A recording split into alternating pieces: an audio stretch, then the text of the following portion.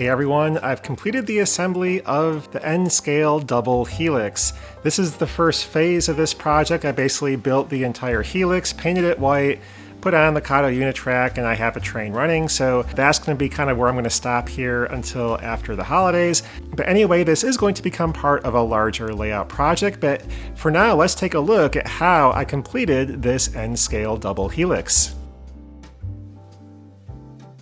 Okay, so a few weeks ago I had an introductory video on this double Helix kit that Precision Model Railroad sent me to take a look at. And so in this video, we're going to go ahead and build that kit. If you want to see more information on the kit itself, I'll have a link somewhere here on the video as well as down in the description. And you can also look at their website here at Precision Model Railroad. But anyway, let's get started on building this kit. Okay, so I have about an hour here. I'm going to see how far I can get on assembling this double Helix. I've already made these jigs, basically just gluing two parts together. So I'll set those aside for now. The next main step is to build this base, which is pretty straightforward. It'll just be a matter of gluing these 8 quarter circles into one larger circle. It will be a little challenging with the workbench being not real big, but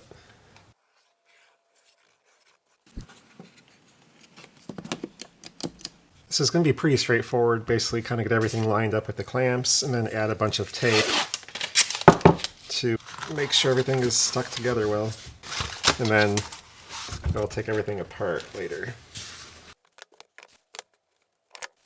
I want to make sure these joints are stuck together good.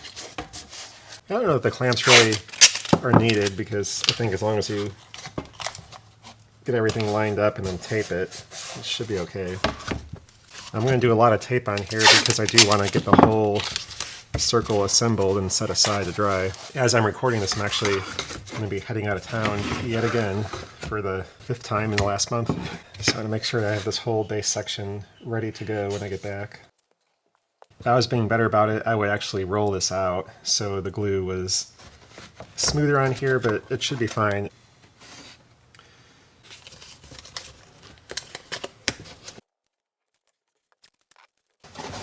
I almost have to work within the circle. All right, so I've got the back of the circle sitting on the back of the chair, and then I can have the other side in front of me. That works pretty well.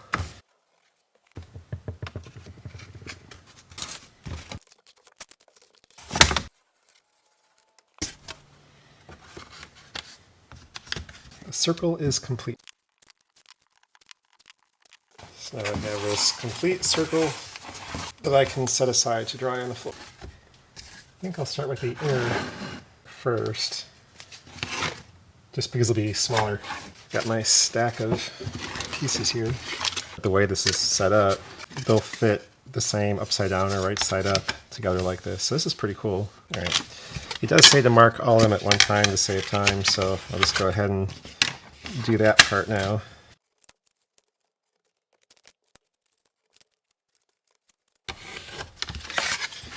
So that's half. I'm actually just going to, I think, use my finger for the most part to do this.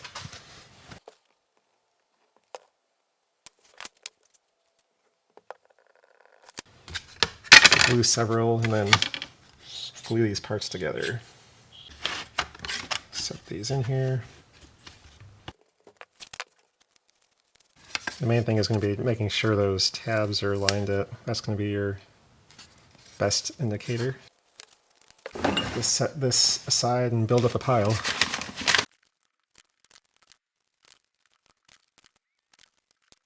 It says you only need to make 5 pairs to complete the bottom loop of the Helix, but I can't really do that today because I have to wait for the bottom part to dry, or the base to dry. So I'm going to try to get as many of these done as I can, and then next work session I can work on assembling all these, which should go pretty fast.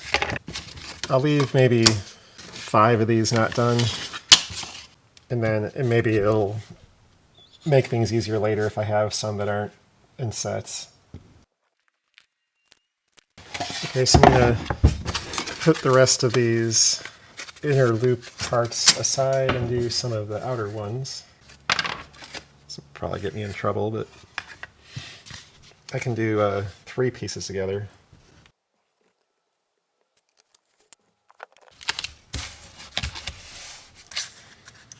Yeah, this does quickly become hard to keep in line. It's like a crossbow.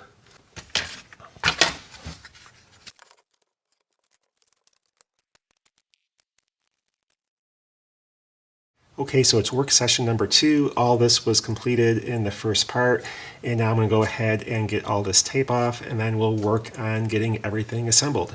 Well, that took a little bit longer than I was expecting, but I got a huge wad of tape, and everything is now ready to go. So let's see how hard it is to put all this stuff together. I'm glad I saved the individual pieces, at least some of them, because I'm going to need those for this bottom area. I'm going to put all these assembled pieces aside. This part gets challenging. Again, I'm putting this on top of my chair back and then in front of me here. I'm going to try to work in the middle here on this project. Got this piece here and this piece here. So I'm just going to go ahead and set this up here. I'm trying to do this upside down. We want this to connect here, that to be on the outside edge. This seems a little bit rough. Let's see, this one's smoother.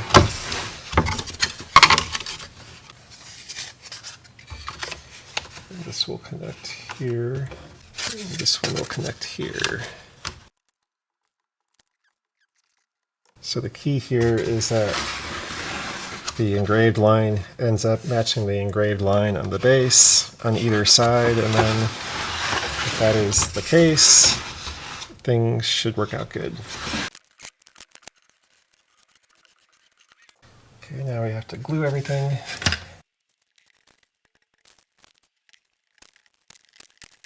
Oh, whoops.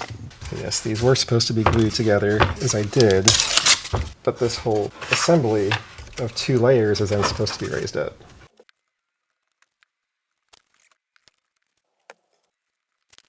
Okay, so I think I'm going to set aside this part of the Helix.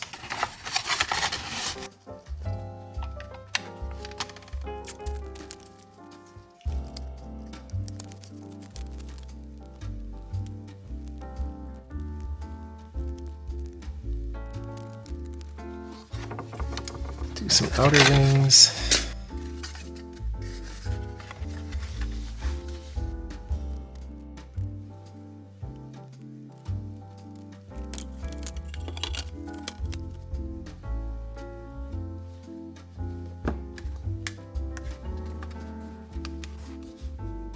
All right, so I'm going to do some more of these, get a second ring, I think, put together, and then I'll let that dry and start hopefully making some good progress.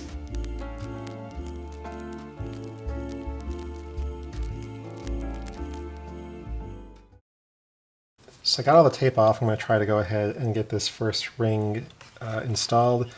However, I'm going to need to have the part that goes on the bottom side glued in, since the ring that I built doesn't have that set up. And so I'll go ahead and get that glued and clamped.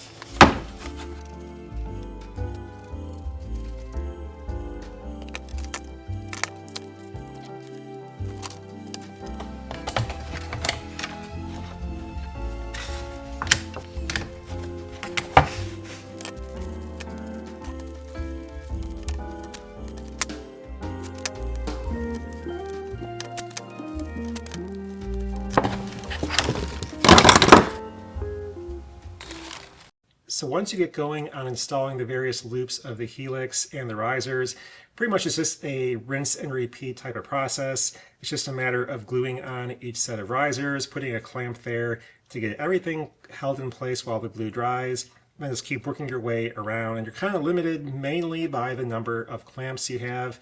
I had enough to basically do 1 lap of the inner and 1 lap of the outer, kind of alternating at a time. If I had more clamps, I could probably do an entire inner and outer loop at the same time, let that dry, and then do the next inner and outer loop. So I ended up spending about 8 days working on this project, but if I had more clamps, or if I had worked, say, both morning and evening, I could have done it in about half the time, or maybe even a little bit less.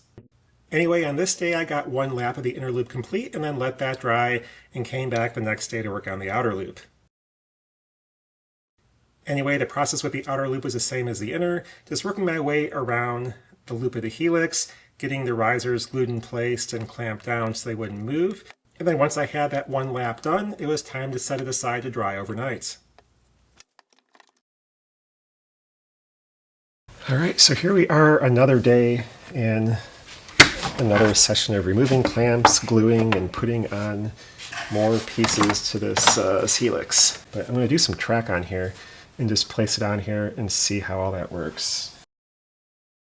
I'll have to play around with this track a little bit more, but I think I can get away with basically having the 12.4 inch radius, a section of 13.3 or whatever, and then right to the 15, and that works if I kind of adjust it just right. I'm going to go ahead and get this track off.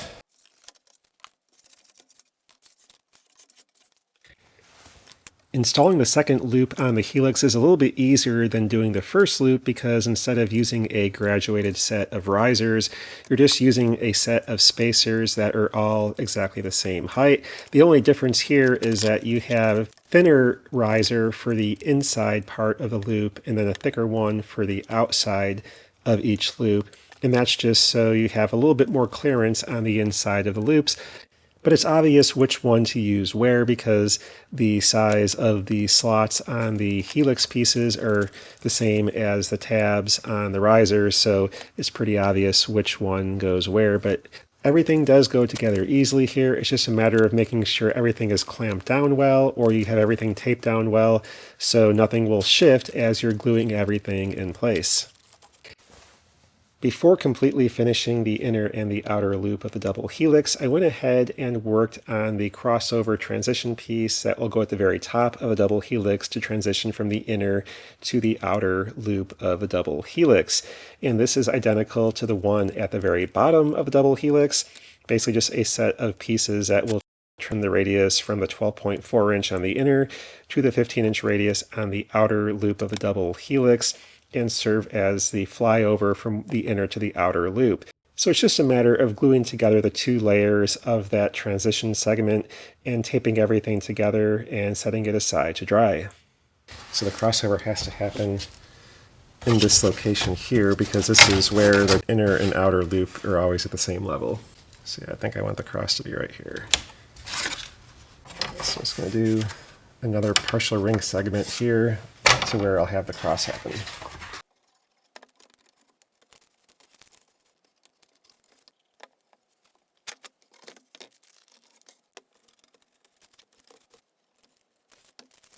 So once this dries, I'll just have half of the outer loop to do, and then the crossover, and the construction of the helix structure will then be done. Okay, so I need to glue the crossover piece and the outer loop together so I can do all that at one time, otherwise I may end up with the ends not meeting, but I have to make sure I glue it to the right side, otherwise we're in a lot of trouble. I'm going to flip it back over the way it's going to actually be installed, so I don't mess that part up. Just going to put a spring clamp here for now. Oops. Hopefully I can do this now without breaking it.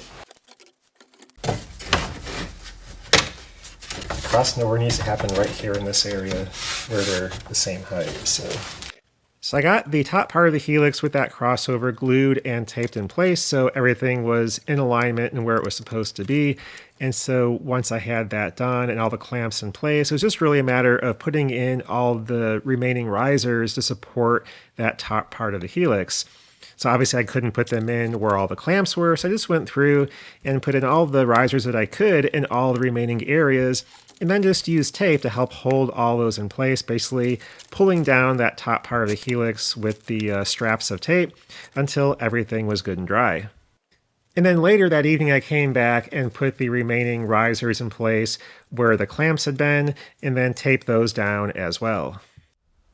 Okay, all the gluing is now complete. Just got to remove these clamps, and then I'm going to go ahead and spray paint the entire structure white, let that dry, and work on the track.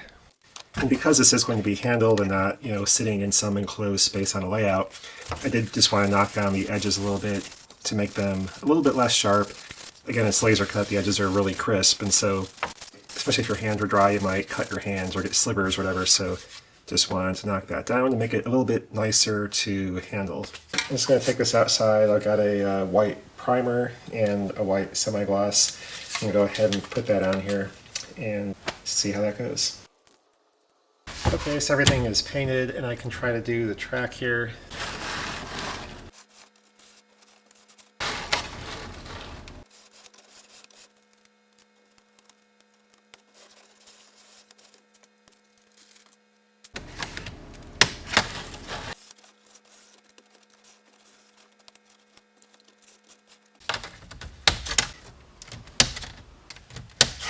Okay, so I think I have track all the way around. I have my Roku hand controller. Just going to swap out one set of rail joiners. So this is 15-inch radius curves on the outside, 12.4-inch radius on the inside. And then I have a section of 13-inch radius and a section of 18.5-inch radius, and then another section of 13, I believe. I've hooked up two sets of feeder wires. These are just the Kato terminal rail joiners, one here, one on the inside loop. I connected those wires together, just twisted them. Because I am going to be taking this off eventually and redoing things in terms of scenery and stuff, I am not going to solder these wires because I'll have to just cut the wires and pull them back out later. And so I am just going to wrap them in electrical tape for now.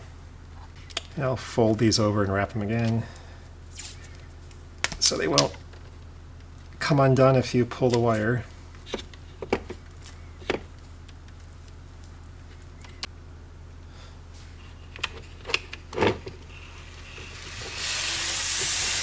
And everything works, so we're good. I'm going to go ahead and use my permanent glue dots and get this track held down best I can here. I'm basically going to use a glue dot every other rail joint, which will be more than adequate to hold everything in place securely.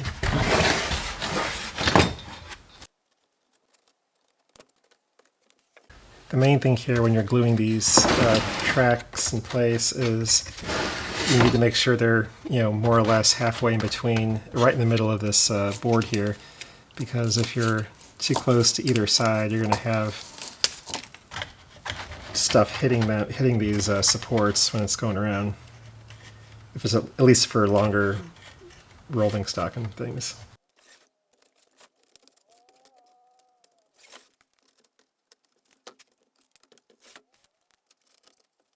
These glue dots work really well. If I was actually building this as a Helix that I had on a layout, and I was using Unitrack, I would just use these glue dots.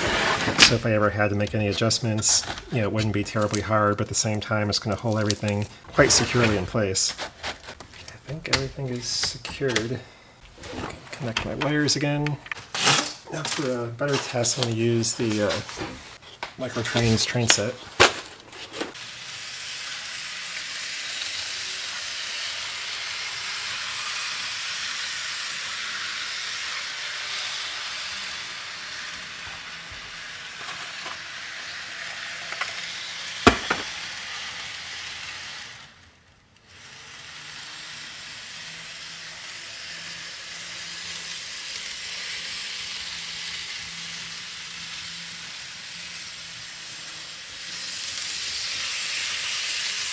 So anyway, this N-scale double helix from Precision Model Railroad went together pretty easily. It is a little bit tedious in the fact that you have a lot to glue together and clamp and things like that. So it does take quite a while, unless you just happen to have a very large collection of clamps and you can do a lot at one time. But if you're going to build a helix about this size, you're probably going to want to spend about a week or so of evenings working on it, just because you'll have to let glue dry along the way with different steps. And if you're not using Kato Unitrack and you're using FlexTrack, you'll have to take time to install that, test it, and so forth as you go, because if you are going the route of using FlexTrack, you do have to install that as you're building the Helix and not do that at the very end like I did with this Kato Unitrack. So anyway, if you are looking for a Helix for your N-scale layout, the Helixes they offer are probably a nice option. You can obviously build them faster if you're cutting everything out of plywood yourself and just cutting full loops out of the plywood that you can then put together without having to do all the gluing of the segments together.